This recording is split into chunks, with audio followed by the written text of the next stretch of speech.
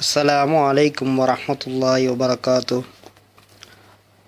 Dammam Islamic centre WhatsApp group സംഘടിപ്പിക്കുന്ന ഒരു തുള്ളി വെളിച്ചം എന്ന മഹത്തായ പരിപാടിയുടെ ഭാഗമായി സലാം പറയൽ എന്ന വിഷയത്തെ ആസ്പദമാക്കി ചില പ്രധാനപ്പെട്ട കാര്യങ്ങൾ സംസാരിക്കാൻ ഏൽപ്പിക്കപ്പെട്ട ആളാണ് ഞാൻ. വളരെ പ്രധാനപ്പെട്ടതും വളരെ മനോഹരവുമായ ഒരു വിഷയമാണ് സലാം പറയുക എന്നത്.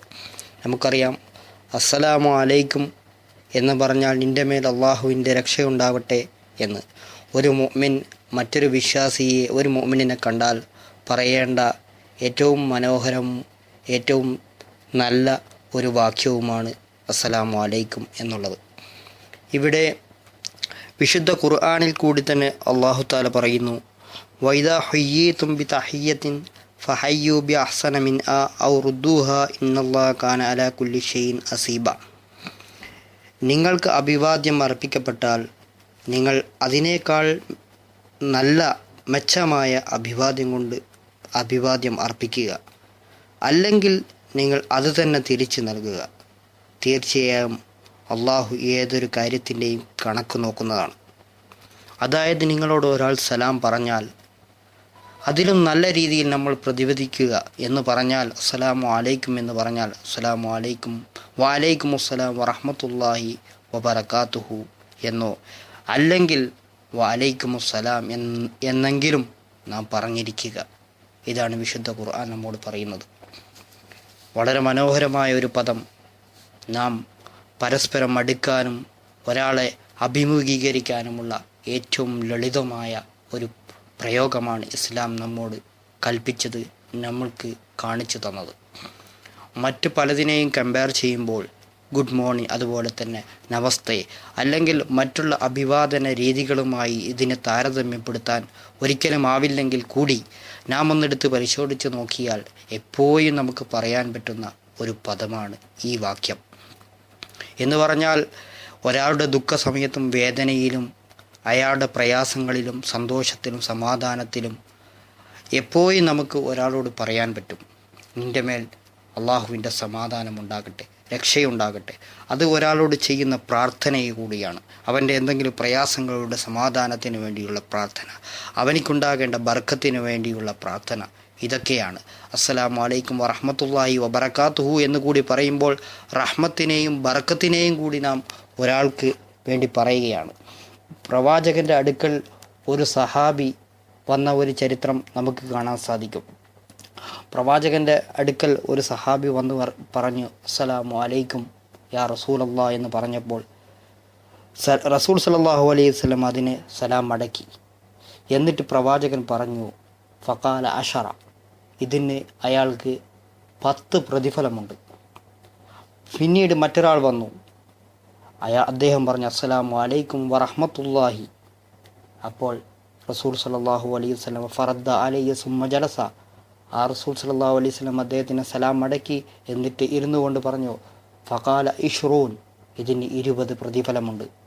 സുമ്മ ജാ ആഖർ, പിന്നെ വേറെ ഒരാൾ വന്നു. എന്നിട്ട് ഫഖാൽ, റസൂലിനോട് പറഞ്ഞു, അസ്സലാമു അലൈക്കും വറഹ്മത്തുള്ളാഹി വബറകാതുഹു.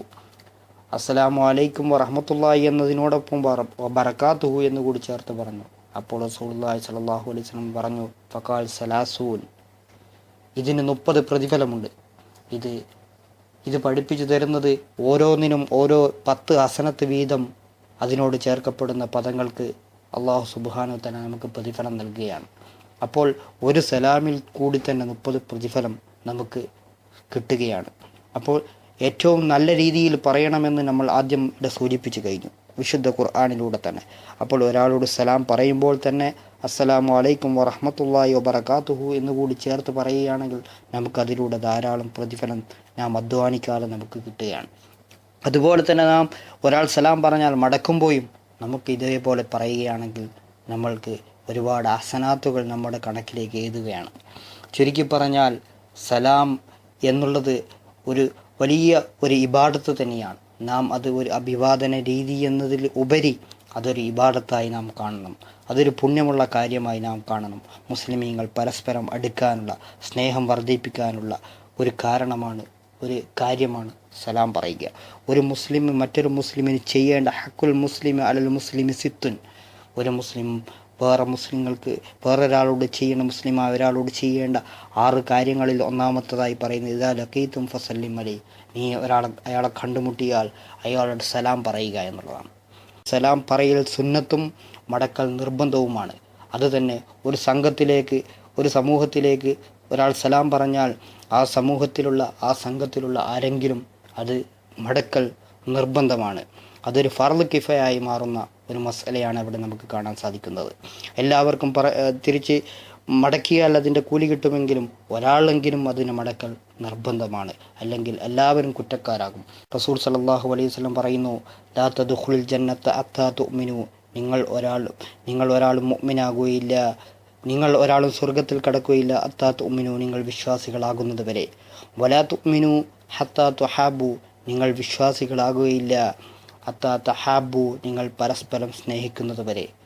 എന്നിട്ട് പ്രവാചകൻ പറയുന്നു, അവല അദുല്ലുക്കും അലാ ഷൈഇൻ, ഞാൻ നിങ്ങൾക്കൊരു കാര്യത്തെ അറിയിച്ചു തരട്ടെയോ, ഇദാ ഫഅൽതുമൂഹു തഹാബബ്തും, അത് നിങ്ങൾ ചെയ്യുകയാണെങ്കിൽ നിങ്ങൾ പരസ്പരം സ്നേഹിക്കും. അതെന്താണെന്നോ, അഫ്ഷുസ് സലാം ബൈനക്കും, നിങ്ങൾക്കിടയിൽ സലാമിനെ വ്യാപിപ്പിക്കുക. നിങ്ങളെപ്പോഴും സലാം ആരെ കണ്ടുമുട്ടുമ്പോഴും നിങ്ങൾ സലാം പറയുക. അത് നിങ്ങൾക്ക് അറിയുന്ന ആളാണെങ്കിലും അറിവില്ലാത്ത ആളാണെങ്കിലും നിങ്ങൾ സലാം പറയുക. നമുക്ക് പരിചയമുള്ളവരോടും ഇല്ലാത്തവരോടും പറയാൻ പറ്റിയ ഒരു പദമാണ് അസ്സലാമു അലൈക്കും എന്നുള്ളത്. അത് പ്രവാചകനോട് ഒരിക്കൽ ചോദിച്ചു, സുഹൈലൻ നബി അയ്യുൽ ഇസ്ലാമി ഖൈറുൻ, ഇസ്ലാമിന് ഖൈർ ഏറ്റവും നല്ല കാര്യങ്ങളെപ്പറ്റി ചോദിച്ചപ്പോൾ പ്രവാചകൻ പറഞ്ഞത് തുത്ഈമു തആമ, ഭക്ഷണം കൊടുക്കുക, വതുക്രിയു സലാമ അലാ മൻ അറഫ്ത വമൻ ലം തഅരിഫ്, നിനക്ക് പരിചയമുള്ളവരോടും ഇല്ലാത്തവരോടും നീ സലാം പറയുക എന്നുള്ളതാണ്. ഇത് മുത്തഫഖുൻ അലൈഹി, ബുഖാരിയും മുസ്ലിമും റിപ്പോർട്ട് ചെയ്ത ഹദീസായി നമുക്ക് കാണാൻ സാധിക്കും. അതുകൊണ്ട് തന്നെ സലാമിൻ്റെ മഹത്വം ഇത്രയും പറഞ്ഞതിൽ കൂടെ തന്നെ നിങ്ങൾക്ക് മനസ്സിലായി കാണും. അതുകൊണ്ട് നമ്മുടെ ജീവിതത്തിലൂടെ അനായാസം നമുക്ക് കരസ്ഥമാക്കാൻ പറ്റുന്ന മഹത്തായ ഒരു കാര്യമാണ് സലാം പറയുക എന്നുള്ളത്. ഇത് വളരെ നിസ്സാരമായി കാണേണ്ടതില്ല. അതുകൊണ്ട് തന്നെ നമ്മൾ എപ്പോഴും നമ്മുടെ ജീവിതത്തിൽ അതൊരു നിത്യമായി നമ്മൾ ഓരോരുത്തരെ കണ്ടുമുട്ടുമ്പോഴും നമ്മൾ മറ്റു വാക്കുകൾ പറയുന്നതിന് മുമ്പായി തന്നെ സലാം നമ്മുടെ ജീവിതത്തിൽ കൊണ്ടുവന്നാൽ നമുക്കൊരുപാട് നമുക്കതിലൂടെ കണ്ടെത്താൻ കഴിയും. മഹാന്മാരായ സഹാബ കിറാം സൂക്കുകളിലേക്ക് പോകുമ്പോൾ അവിടെയുള്ള എല്ലാ ആളുകളോടും സലാം പറയും. കുട്ടികളോടും വലിയവരോടും എല്ലാ ആളുകളോടും സലാം പറയും. മഹാനായ ഇബ്നു ഉമർ റളിയല്ലാഹു അൻഹു സൂക്കിലേക്ക് ഇതിനായിട്ട് സലാം പറയാൻ വേണ്ടി മാത്രം പോയതായി ചരിത്രത്തിൽ ഹദീസുകളിൽ കാണാൻ കഴിയും. അതുകൊണ്ട് തന്നെ ഇത്രയും കാര്യങ്ങൾ നമ്മുടെ ജീവിതത്തിൽ നമ്മൾ പകർത്തുകയും അതിലൂടെ നമ്മൾ പ്രതിഫലം സമ്പാദിക്കുകയും ചെയ്യുക. അല്ലാഹു തആല അനുഗ്രഹിക്കട്ടെ. അസ്സലാമു അലൈക്കും വറഹ്മത്തുള്ളാഹി വബറകാതുഹു.